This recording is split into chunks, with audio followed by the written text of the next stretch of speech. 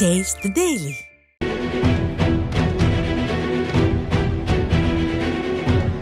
அரசியலில் நிரந்தர நண்பர்களும் இல்லை, நிரந்தர எதிரிகளும் இல்லை. எப்போது யார் யாருடனும் கூட்டணி சேரலாம், யார் யாரிடம் இருந்தும் பிரிந்தும் செல்லலாம். இது பொருந்தா கூட்டணி, கூடா நட்பு, கேடாய் முடிந்தது என்றெல்லாம் சொல்லியவர்கள் சில மாதங்களிலேயே வருக நல்லாட்சி தருக என்றெல்லாம் வசனம் பேச வைக்கும் வித்தைகளை தன்னகத்தே கொண்டதுதான் தமிழ்நாடு அரசியல் களம். அப்படிப்பட்ட அரசியல் களத்தில் 2026ஆம் ஆண்டு நடக்கப் போகும் சட்டமன்ற தேர்தலும் ஒரு வரலாறு தான். எந்த காலத்திலும் 2026ஆம் ஆண்டு சட்டமன்ற தேர்தலை விட்டுவிட்டு தமிழ்நாடு அரசியல் வரலாறு எழுதப்படாது.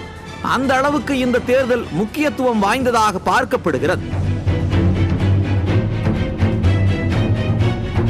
9 ஆண்டு கால இன்டாக்ட் கூட்டணி மீது தொண்டர்கள் கடும் அதிருப்தியில் இருப்பதால் என்ன ஆக போகிறதோ கூட்டணி என்று பதற்றத்தில் இருக்கும் திமுக ஒரு பக்கம், எப்படியாவது திமுகவை அத்துவிட்டு வந்துவிட வேண்டும் என்று காங்கிரஸ் மறுபக்கம், கூட்டணியை நம்பி மட்டுமே கிடையாது, மக்கள்தான் எஜமானர்கள் என்று அதிமுக இன்னொரு பக்கம், கூட்டணியா அப்படின்னா என்ன என்று பாலபாடம் படிக்கும் புதிய கட்சிகள் இன்னொரு பக்கம் என்று பக்கம் பக்கமாக எழுதும் அளவுக்கு அரசியல் களம் கலகலத்துக் கொண்டிருக்கிறது தமிழ்நாட்டில்.